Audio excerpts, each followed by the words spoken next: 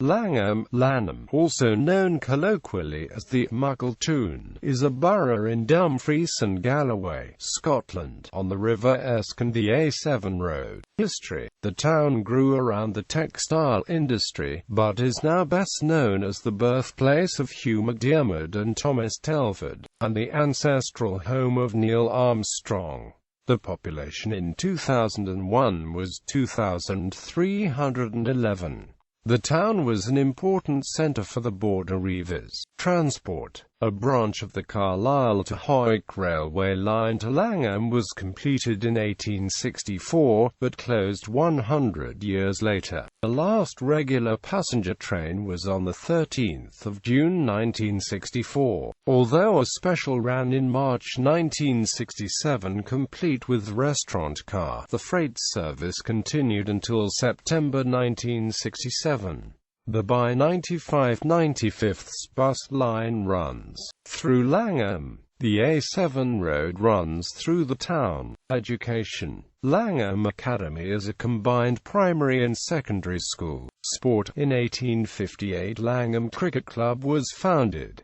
The club play the matches on the picturesque Castle home ground. They currently play the matches in the Border League, finishing mid-table for the 2009 season. The 2010 season started against Gala at home on the 24th of April. In 1871, Langholm RFC was founded, being the oldest rugby club in the Borders. Langholm RFC play in Scottish National League Division 1 and in the Border League. Langholm also has a minor football team, Langholm Legion, who also play on the Castle home. The town also has a karate club, Langholm Shotokan Karate Club, which is part of the JKS Scotland.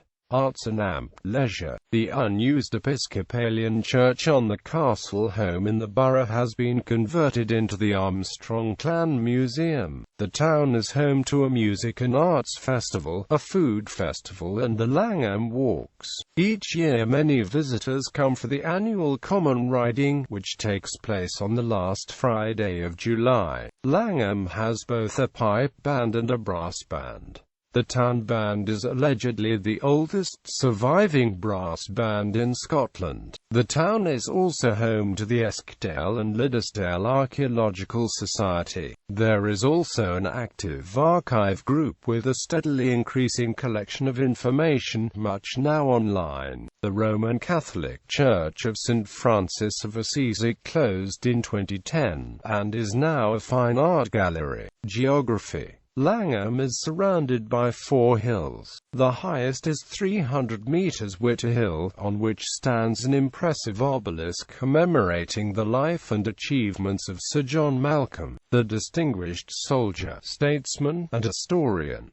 The others are Warbilor, Langholm Hill and the Castle Hill. Press: the local newspaper is the Eskdale and Liddesdale Advertiser, which is part of the CN Group Limited. The paper covers news from Langholm and its surrounding areas and is commonly referred to locally as the Squeak. Established in 1848, the newspaper was the first penny newspaper in Scotland. Industry: Langholm has long been home to a thriving woolen milling trade, and at one stage there were 22 mills in the town. There has been consolidation and closure since then, but many people still earn their living in the trade. The Edinburgh Woolen Mill, seen on many a high street, is based in Langholm.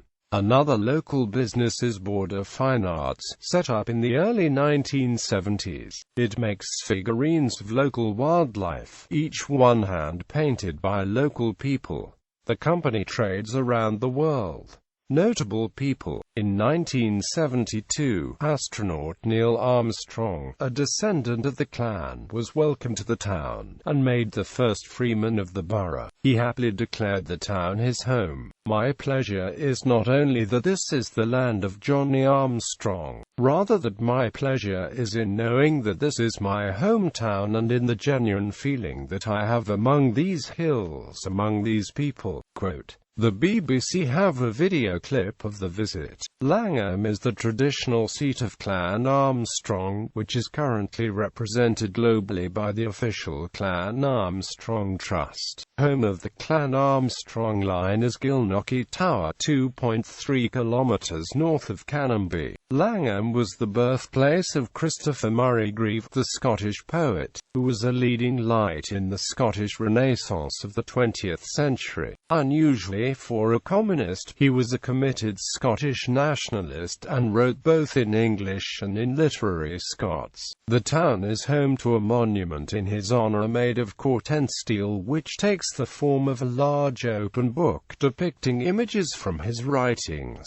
The first female corporate member of the Institution of Civil Engineers, Dorothy Donaldson Buchanan, was born and raised in Llãŋəm, daughter of Rev. James Donaldson Buchanan, the long-time minister in Llãŋəm Parish. General. The Llãŋəm Project, or Llãŋəm Study, is a reference to the Joint Raptor Study, a scientific study undertaken in the 1990s on Llãŋəm, more into the effects of raptors on red grouse populations. This was a large-scale project involving a range of organizations, including Game Conservancy Trust, Chair and Buccleuch Estates. The project was followed by a 2-year study on the effects of supplementary feeding of harriers, which ended in 1999.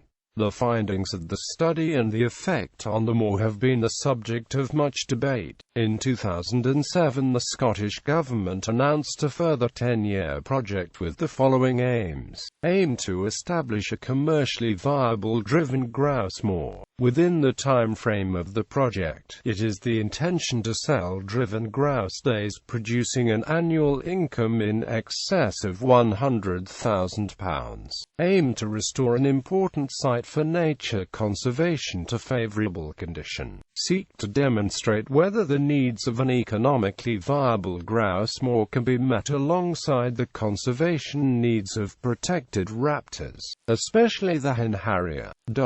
This more recent study is officially titled the Llãŋəm Moor Demonstration Project, but like its predecessor, it is generally known as the Llãŋəm Project. The current project is a joint venture between Buccleuch Estates, Scottish Natural Heritage, Game and Wildlife Conservation Trust, RSPB and Natural England.